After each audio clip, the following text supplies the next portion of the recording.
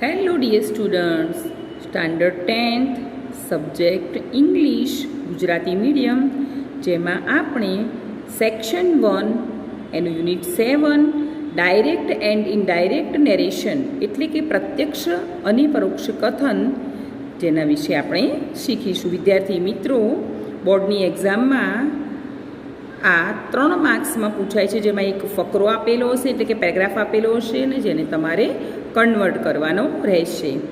તો જુઓ, સામાન્ય રીતે એક વ્યક્તિએ કહેલી વાત એના એ જ સ્વરૂપે બીજાને કહેવામાં આવે તેને પ્રત્યક્ષ કથન એટલે કે ડાયરેક્ટ સ્પીચ કહેવામાં આવે છે. પણ કેટલીક વાર એ રીતે રજૂઆત કરવામાં ગેરસમજ થવાની શક્યતા નિવારવા આખી વાત અન્ય કોઈ વ્યક્તિ પોતાની રીતે કહી સંભળાવે છે. તેમાં અર્થમાં પરિવર્તનને લેશ માત્ર અવકાશ ન હોય. આ પ્રકારની રજૂઆતને પરોક્ષ કથન એટલે કે ઇનડાયરેક્ટ સ્પીચ કહેવામાં આવે છે. ડાયરેક્ટ એટલે કે પ્રત્યક્ષ કથનમાંથી ઇનડાયરેક્ટ એટલે કે પરોક્ષ કથનમાં વાક્યનું રૂપાંતર કરવા મુખ્ય 2 ઉપયોગી નિયમો ગણાવી શકાય. ફર્સ્ટ છે ચેન્જ ઓફ ટેન્સ એટલે કે કાળનું પરિવર્તન. સેકન્ડ છે ચેન્જ ઓફ પ્રોનાઉન્સ એટલે કે સર્વનામોનું પરિવર્તન. એક એક્ઝામ્પલ દ્વારા આપણે જોઈશું. જુઓ, અહીં એક્ઝામ્પલ આપેલું છે, હી સેઝ હી રાઇટ્સ વેલ. આ વાક્યની અંદર આપણે સમજીશું કે રિપોર્ટિંગ વર્બ કોને કહેવાય અને ડાયરેક્ટ સ્પીચ કોને કહેવાય. તો જો વિદ્યાર્થી મિત્રો, અહીંયા સેઝને શું કહેવાશે? રિપોર્ટિંગ વર્બ, જેને ટૂંકમાં કહીશું આરવી. અને અહીં અવતરણ ચિહ્નની અંદર લખેલું છે હી રાઇટ્સ વેલ, તેને કહીશું ડાયરેક્ટ સ્પીચ, જેને ટૂંકમાં કહી શકાય ડીએસ. ડાયરેક્ટ સ્પીચના મુખ્ય ક્રિયાપદ અવતરણ ચિહ્નો બહારનાને રિપોર્ટિંગ વર્બ અને ટૂંકમાં તેને આરવી કહેવાશે. પ્રત્યક્ષ કથન ડાયરેક્ટ સ્પીચને ટૂંકમાં ડીએસ કહેવાશે. હવે ચેન્જ ઓફ ટેન્સીસ, કાળ પરિવર્તન, જેના અમુક નિયમો છે તે આપણે જોઈ લઈએ. ફર્સ્ટ છે આરવી કોઈપણ પ્રકારના વર્તમાન કાળમાં કે કોઈપણ પ્રકારના ભવિષ્યકાળમાં હોય તો ડીએસના ક્રિયાપદના કાળ પર કોઈ અસર થતી નથી, એટલે કે કાળ પરિવર્તન થશે નહીં. સેકન્ડ છે આરવી ગમે તે પ્રકારના ભૂતકાળમાં હોય પણ ડીએસમાંનું કથન કોઈ શાશ્વત સત્ય, ઇંગ્લિશમાં જેને કહેવાશે યુનિવર્સલ ટ્રુથ હોય તો ડીએસના ક્રિયાપદના કાળ પર કોઈ અસર થતી નથી. શાશ્વત સત્ય વાક્ય કયું કહેવાય વિદ્યાર્થી મિત્રો? તો જુઓ, સૂર્ય પૂર્વમાં ઉગે છે, આ શાશ્વત સત્ય વાક્ય છે.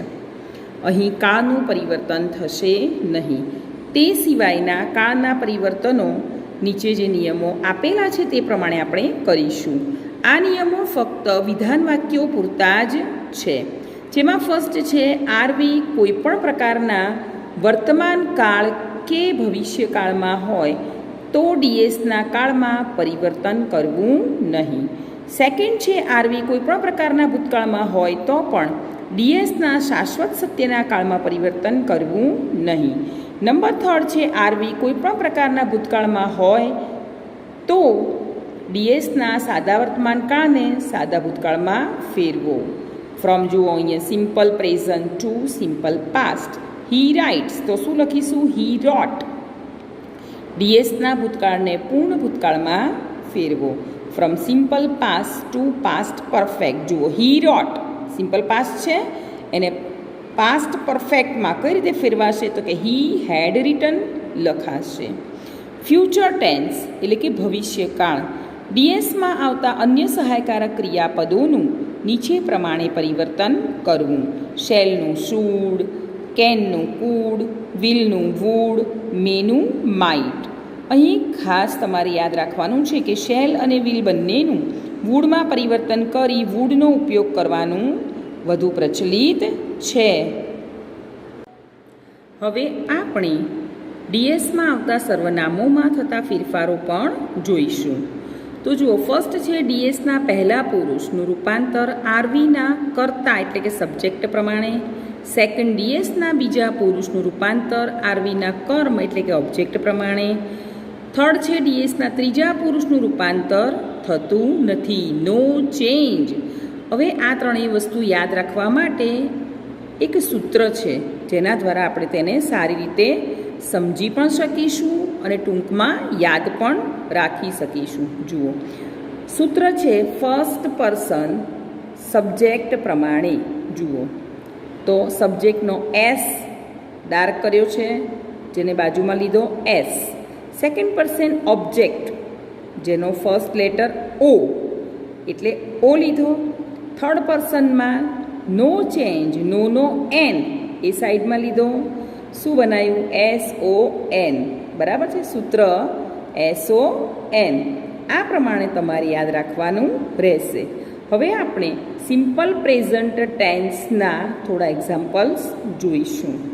એક્ઝામ્પલમાં ફર્સ્ટ છે Ravi says Ashish learns English. Direct સ્પીચનું આ સેન્ટન્સ છે, બરાબર, જેને આપણે ઇનડાયરેક્ટમાં ફેરવીશું. સેઝ આરવી છે, લર્ન્સ ડીએસ. જુઓ, RV present tense, DS present tense, third person no change. બરાબર, તો શું થશે? Ravi says that Ashish learns English. Okay. Next છે he said the earth moves round the sun. હવે સેડ એ આરવી છે, મૂવ્સ ડીએસ. આરવી પાસ્ટ ટેન્સમાં છે, ડીએસ પ્રેઝન્ટ ટેન્સમાં છે. ફેરફાર કઈ રીતે કરીશું તે જોઈએ. હી સેડ, કન્જંક્શન તો મૂકવું જ પડે. ધેટ મૂક્યું. The earth moves round the સન. જુઓ, ડીએસ શાશ્વત સત્ય છે, તેથી કાળમાં કોઈ પણ જાતનું પરિવર્તન થશે નહીં. નેક્સ્ટ છે, જુઓ આમાં he says I play cricket. હવે જુઓ અહીંયા કઈ રીતે ફેરફાર કરીએ છીએ. હી સેઝ ધેટ લખ્યું, આઈનું શું કર્યું? હી. પ્લેનું શું કર્યું? Place cricket. અહીં ખાસ યાદ રાખો, ડીએસનો પહેલો પુરુષ આઈ, આરવીના ત્રીજા પુરુષ હી સબ્જેક્ટ પ્રમાણે બદલાશે. હવે આપણે જોઈશું સિમ્પલ પાસ્ટ ટેન્સના એક્ઝામ્પલ. જુઓ, ફર્સ્ટ છે શી સેઝ હી રિસાઇટેડ અ પોએમ. આપણે ઇનડાયરેક્ટમાં કઈ રીતે કરીશું? શી સેઝ ધેટ મૂકવાનું, ધેટ મૂકી દીધું. હી રિસાઇટેડ અ પોએમ. આરવી વર્તમાન કાળમાં છે એટલે બીજો કોઈ જ ફેરફાર થશે નહીં. નેક્સ્ટ છે શૈલી સેડ હી રિસાઇટેડ અ પોએમ. જુઓ, શૈલી સેડ ભૂતકાળમાં છે આરવી, બરાબર, ધેટ મૂકીશું. હી રિસાઇટેડ અ પોએમ એનું શું થશે? તો હી હેડ રિસાઇટેડ અ પોએમ. આરવી ભૂતકાળમાં છે એટલે ડીએસનું ક્રિયાપદ રિસાઇટેડ સાદા ભૂતકાળમાંથી પૂર્ણ ભૂતકાળમાં ફેરવાશે. અહીં ખાસ યાદ રાખવાનું છે, હેવ હેઝનું હેડમાં રૂપાંતર થાય. વ્યાકરણની પરિભાષામાં પૂર્ણ વર્તમાન કાળ પ્રેઝન્ટ પરફેક્ટ ટેન્સનું પૂર્ણ ભૂતકાળ એટલે કે પાસ્ટ પરફેક્ટ ટેન્સમાં રૂપાંતર થાય. હેવ રિટર્ન તો હેડ રિટર્ન લખાશે. હેઝ ઇટનનું હેડ ઇટન લખાશે. એક્ઝામ્પલ દ્વારા આપણે જોઈશું. Mrunal sad to me I have an old clock. બરાબર, તો કઈ રીતે આપણે એનું ઇનડાયરેક્ટ સ્પીચમાં રૂપાંતર કરીશું? મૃણાલ સેડ ટુનું શું થઈ જશે વિદ્યાર્થી મિત્રો? ટોલ્ડ મી. કન્જંક્શન મૂકીશું ધેટ. આઈનું થઈ જશે સી અને હેવનું had. An old clock. Direct સ્પીચમાં નજીકપણાનો ભાવ દર્શાવતા શબ્દોનો ઇનડાયરેક્ટ સ્પીચમાં જે ફેરફાર થાય છે તે આપણે નીચેના કોષ્ટક દ્વારા સમજીશું. જુઓ, ડાયરેક્ટ સ્પીચમાં ટુડેને ઇનડાયરેક્ટ સ્પીચમાં શું કહેવાશે? ધેટ ડે લખીશું. ટુમોરોનું શું લખીશું? ધ નેક્સ્ટ ડે અથવા તો ધ ડે આફ્ટર અથવા તો ધ ફોલોઈંગ ડે. યસ્ટરડેનું ઇનડાયરેક્ટ સ્પીચ શું લખીશું? ધ ડે બિફોર અથવા ધ પ્રીવિયસ ડે. લાસ્ટનું લખીશું ધ પ્રીવિયસ. એગોનું બિફોર. નાવનું ધેન. હિયરનું ધેર. કમનું ગો. હવે અહીંયા જુઓ, ધીસ અને ધીસ. ધીસ એક વચનમાં પણ છે અને ધીસ બહુવચનમાં છે. તો ધીસનું લખીશું ધેટ અને THASEનું લખીશું ઇનડાયરેક્ટમાં ધોઝ. હવે આપણે સિમ્પલ ફ્યુચર ટેન્સના ઉદાહરણ જોઈશું, એક્ઝામ્પલ્સ. ફર્સ્ટ છે જેમાં Aarti says Ram will not study now. બરાબર. ઇનડાયરેક્ટ સ્પીચમાં રૂપાંતર કઈ રીતે કરીશું? આરતી સેઝ, કન્જંક્શન મૂકીશું that, Ram will not study then. નાવનું શું થઈ જશે? ધેન. આરવી વર્તમાન કાળમાં એટલે ઇનડાયરેક્ટમાં ફેરફાર નહીં અને નાવનું થશે ધેન. નેક્સ્ટ આપણે જોઈશું Dinkar said I will do my homework today. બરાબર. એનું ઇનડાયરેક્ટમાં રૂપાંતર કરીશું. દિનકર સેડ ધેટ મૂકીશું, આઈનું હી, વિલનું વુડ, ડુ પછી માયનું થઈ જશે હીઝ, હોમવર્ક ટુડેનું ધેટ ડે. આરવી ભૂતકાળમાં છે એટલે ઇનડાયરેક્ટમાં આઈનું હી થયું, વિલનું વુડ થયું, માયનું હીઝ થયું અને ટુડેનું ધેટ ડે થયું. હવે જોઈશું ઇનડાયરેક્ટ સ્પીચમાં લેટવાળા વાક્યો. જુઓ example. The student said to me let me read sir. ડાયરેક્ટનું વાક્ય છે, ઇનડાયરેક્ટમાં ફેરવવાનું છે. જો કઈ રીતે ફેરવીશું? ધ સ્ટુડન્ટ સેડનું શું થશે? આસ્ક્ડ. મી ટુ પછી જુઓ લેટ હિમ રીડ. સેકન્ડ છે Shweta said to her mother let us go for a walk. Indirect કઈ રીતે બનાવીશું? હવે જુઓ સેડનું શું લખીશું વિદ્યાર્થી મિત્રો? પ્રપોઝડ. અહીંયા શ્વેતા શું કરે છે? એની મમ્મીને પ્રપોઝડ કરે છે, અથવા તો આપણે અહીંયા સજેસ્ટેડ પણ વાપરી શકીએ છીએ. તો આપણું ઇનડાયરેક્ટમાં આવી રીતે રૂપાંતર થશે. Shweta proposed to her mother that they should go for a walk. જુઓ પહેલું વાક્ય શેનું હતું? આજ્ઞાર્થ સ્વરૂપનું. ઇનડાયરેક્ટ સ્પીચમાં તેનું રૂપાંતર આજ્ઞાર્થ વાક્યના નિયમ પ્રમાણે કર્યું. બીજા વાક્યમાં શ્વેતા ફરવા જવાનું કહે છે. બરાબર. એટલે સજેસ્ટેડ અથવા તો પ્રપોઝડ આપણે લખ્યું. બરાબર છે. અને જરૂરી પ્રોનાઉન દે સાથે આપણે શુડ પણ મૂક્યું. હવે આપણે નેક્સ્ટ જોઈશું ઇન્ટરોગેટિવ સેન્ટન્સીસ એટલે કે પ્રશ્નાર્થ વાક્ય. સહાયકારક ક્રિયાપદો મોડલ્સની સહાયથી બનેલા પ્રશ્નાર્થ વાક્યો જેમ કે આર યુ રેડી અથવા would you like to join અસ જેવા પ્રશ્ન વાક્યનો જવાબ આપણે હા કે નામાં આપી શકીએ છીએ. જ્યારે WH વાળા ક્વેશ્ચનનો જવાબ આપણે હા કે નામાં આપી શકતા નથી. જેમ કે હુ ઇઝ ધીસ મેન અથવા વોટ આર યુ ડુઈંગ. આવા સર્વનામોમાં where, when, why, who, whose, what, which, how વગેરેનો સમાવેશ થાય છે. પ્રશ્નાર્થ વાક્યોનું ઇનડાયરેક્ટ સ્પીચમાં રૂપાંતર કરતાં આપણે અમુક વસ્તુ યાદ રાખવાનું રહેશે. જુઓ પ્રશ્ન વાક્યોનું વિધાન વાક્યમાં રૂપાંતર કરવાનું. એક્ઝામ્પલ જોઈશું આપણે. Is he your friend? Interrogative છે અને એસર્ટિવમાં હી ઇઝ યોર ફ્રેન્ડ લખાશે. Second, did you get your salary? ઇન્ટરોગેટિવનું એસર્ટિવમાં કઈ રીતે લખીશું? You got your salary. સહાયકારક ક્રિયાપદોથી શરૂ થતા પ્રશ્ન વાક્યોનું ઇનડાયરેક્ટ સ્પીચમાં રૂપાંતર કરીએ ત્યારે કન્જંક્શન ધેટને બદલે આપણે ઇફ કે વેધરનો ઉપયોગ કરવામાં આવે છે. નેક્સ્ટ છે WH વાળા પ્રશ્નાર્થ સર્વનામોથી શરૂ થતા પ્રશ્નાર્થ વાક્યોનું ઇનડાયરેક્ટ સ્પીચમાં રૂપાંતર કરીએ ત્યારે કન્જંક્શન તરીકે જે તે પ્રશ્નાર્થ સર્વનામ વેર, વેન, વોટ વગેરે જ વપરાય છે. આરવી, સેડ કે બીજું જે કોઈ ક્રિયાપદ હોય તો તેને બદલે મૂળ ક્રિયાપદના ભાવને અનુરૂપ ક્રિયાપદ જેમ કે આસ્ક, એન્ક્વાયર, ક્વેશ્ચન વગેરે કાળને અનુરૂપ મુકાય. આસ્ક અને એન્ક્વાયર વધારે મૂકીએ છીએ. નેક્સ્ટ છે પ્રશ્નાર્થ વાક્યોના જવાબમાં યસ કે નો આવે તો ઇનડાયરેક્ટ સ્પીચમાં યસને બદલે રિપ્લાઇડ ઇન ધ એફર્મેટિવ અને નોને બદલે રિપ્લાઇડ ઇન ધ નેગેટિવ વપરાય છે. નેક્સ્ટ ટેન્સીસનું રૂપાંતર એસર્ટિવ સેન્ટન્સના નિયમો પ્રમાણે કરવું. જો વિદ્યાર્થી મિત્રો આપણે અહીંયા આ વસ્તુ એક્ઝામ્પલ દ્વારા સમજીશું. She said to me is he at home today? જુઓ એને ઇનડાયરેક્ટમાં કેવી રીતે ફેરવીશું? તો શી આસ્ક્ડ મી વચ્ચે ધેટની જગ્યાએ શું લખીશું આપણે? If he was. ઇઝીની જગ્યાએ he was at home that day. Next છે Raman said to me, did you meet the teacher? ઇનડાયરેક્ટમાં કેવી રીતે ફેરવીશું? Raman asked me if I had met the teacher. હવે આપણે થોડા આજ્ઞાર્થ વાક્યો એટલે કે ઇમ્પરેટિવ સેન્ટેન્સીસ જોઈશું.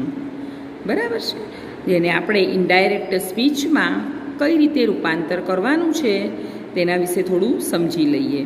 જુઓ, તો એમાં યાદ રાખીશું આરવી સેડને બદલે requested, advised, ordered, proposed, asked વગેરે વાક્યના ભાવને અનુરૂપ મૂકો. સેકન્ડ છે ડીએસના ક્રિયાપદનું ટુ સાથેના ઇન્ફિનિટિવમાં રૂપાંતર કરો. થર્ડ છે વાક્ય નેગેટિવ હોય તો નોટ ઇન્ફિનિટિવની પહેલાં મૂકો, જેમ કે not to write, not to speak. Number 4, કાળ પરિવર્તનનો પ્રશ્ન અહીં રહેતો નથી કારણ કે તે ઇન્ફિનિટિવ છે. એક્ઝામ્પલ દ્વારા જોઈશું વિદ્યાર્થી મિત્રો. First, the teacher sad to the children please open your books. કઈ રીતે કયો ફેરફાર ઇનડાયરેક્ટમાં થાય છે તે જોઈશું વિદ્યાર્થી મિત્રો. ધ ટીચર આસ્ક્ડ, સેડનું શું કરી દીધું? આસ્ક્ડ. હવે રિક્વેસ્ટેડ પણ લખી શકાય. ધ ચિલ્ડ્રન ટુ ઓપન યોરની જગ્યાએ ધેર બુક્સ, પ્લીઝ જેવા શબ્દો અહીં નીકળી જશે. નેક્સ્ટ છે the general said to the officer get out right now. ઇનડાયરેક્ટમાં કેવી રીતે રૂપાંતર કરીશું? તો ધ જનરલ ઓર્ડર, આ શું કર્યું? ઓર્ડર, બહાર જવાનું કહી દીધું, ફટાફટ બહાર નીકળી જા. તો સેડનું શું કરીશું આપણે? ઓર્ડર કર્યો છે. Order the officer two get out immediately. હવે આપણે ઉદ્ગાર વાક્ય એટલે કે એક્સક્લેમેટરી સેન્ટેન્સ જોઈશું. આ પ્રકારના વાક્યો દ્વારા વ્યક્તિની વિભિન્ન લાગણીઓ એટલે શું? તો કે આનંદ, આશ્ચર્ય, રોષ, દુઃખ વગેરે વ્યક્ત થાય છે. વાક્યને અંતે પૂર્ણવિરામ નહીં, પણ જો આશ્ચર્ય ચિહ્ન મૂકવામાં આવે છે. અહીં ખાસ યાદ રાખીશું કે આરવી દ્વારા વ્યક્ત થતી લાગણીને અનુરૂપ ક્રિયાપદ exclaimed with Joy, sorrow, surprised કે રિમાર્કડ, રિગ્રેટેડ વગેરે આરવીને બદલે મૂકીશું. નેક્સ્ટ, વાક્યનું એસર્ટિવ સેન્ટેન્સમાં રૂપાંતર કરીશું. ઓહ, એલાસ, બ્રેવો કે હુર્રે જેવા ઉદ્ગાર શબ્દો જે છે એ બધા નીકળી જશે, તે લખીશું નહીં. કન્જંક્શન ધેટ મૂકીશું. કાળ પરિવર્તનના નિયમો એસર્ટિવ સેન્ટેન્સના નિયમો પ્રમાણે કરીશું. હવે એનું એક્ઝામ્પલ જોઈશું. The boy said bravo I have won the prize. એનું ઇનડાયરેક્ટમાં કેવી રીતે કરીશું? તો the boy exclaimed with joy. જોયું, સેડના બદલે શું મૂક્યું? Exclaimed with joy. પછી કન્જંક્શન મૂક્યું ધેટ હી હેડ. જુઓ વિદ્યાર્થી મિત્રો, ખાસ ધ્યાન રાખો, બ્રેવો નીકળી ગયું. આઈ હેવનું હી હેડ વોન ધ પ્રાઇઝ. અહીં બ્રેવો નીકળી ગયું. વાક્ય પરફેક્ટ પ્રેઝન્ટ ટેન્સમાંથી નિયમ પ્રમાણે પરફેક્ટ પાસ્ટ ટેન્સમાં ફેરવાઈ ગયું. હવે જોઈશું અહીંયા વિધાન વાક્યમાં રિપોર્ટિંગ વર્બ હોય તો કન્જંક્શનમાં શું લખીશું? બરાબર છે, તો વિધાન વાક્યમાં ટોલ્ડ, એડેડ, રિપ્લાયડ વગેરે. બરાબર છે. Conjunction that. પ્રશ્નાર્થ વાક્ય આસ્ક્ડ, ઇન્ક્વાયર્ડ ઓફ. કન્જંક્શનમાં if, whether, WH question word. આજ્ઞાર્થ વાક્ય રિક્વેસ્ટેડ, ઓર્ડર્ડ, એડવાઇઝડ, સજેસ્ટેડ લખાશે. બરાબર છે, આરવીમાં. અને કન્જંક્શનમાં શું લખીશું? તો ટુ હકાર, નોટ ટુ નકાર. ઉદ્ગાર વાક્યમાં exclaimed with Joy, sorrow etcetera. એનું કન્જંક્શનમાં શું લખીશું આપણે? ધેટ. પછી લેટસ એટલે કે લેટ્સ, પ્રપોઝડ વત્તા ડેશ ડેશ ડેશ જે હોય તે શબ્દ શુડ અને કન્જંક્શન ધેટ. હવે લેટ, પરવાનગી જ્યારે માંગવાની હોય, બરાબર, ત્યારે આરવીમાં શું લખાશે? રિક્વેસ્ટેડ. અને કન્જંક્શન્સમાં શું ફેરફાર થશે? તો કે ટુ હકાર હોય ત્યારે લખીશું નકાર હોય ત્યારે નોટ ટુ લખીશું. વિદ્યાર્થી મિત્રો, અહીંયા આપણા ટીચિંગ પોઈન્ટ્સ પૂરા થયા, પરંતુ હવે આ જે યુનિટ છે એક્ઝામમાં કઈ રીતે પૂછાય છે તે તમને હું એક પેરેગ્રાફ સમજાવીશ, અને પેરેગ્રાફ ડાયરેક્ટમાં હશે તેનું તમારે ઇનડાયરેક્ટમાં કઈ રીતે આપણે કન્વર્ટ કરીશું તે વિશે હું તમને સમજણ આપું છું. વિદ્યાર્થી મિત્રો, તમારા આન્સર માટેનું સૂચના આ પ્રમાણે રહેશે. Turn the following conversations into the indirect speech. પછી પેરેગ્રાફ આપેલો હશે. જુઓ, પેરેગ્રાફ મેં લખ્યું છે, the king said to Milenian. જુઓ, કોમા પછી ઇન્ટુ કોમામાં છે, I don't think you can win the race.